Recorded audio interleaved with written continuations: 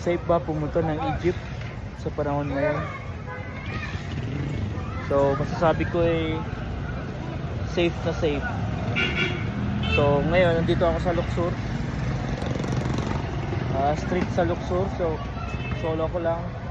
So wala naman, no, just a normal tourist. Lalakad ako, wala akong dalang passport. Ano lang, wallet ko lang, some cash. I'm walking along the street. So wala naman, okay naman. So safe na safe.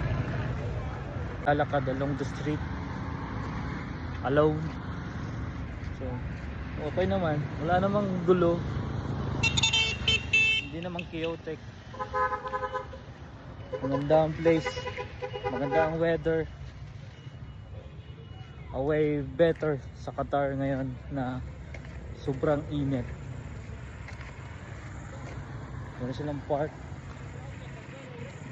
And this side is the Nile River, the longest river in the world.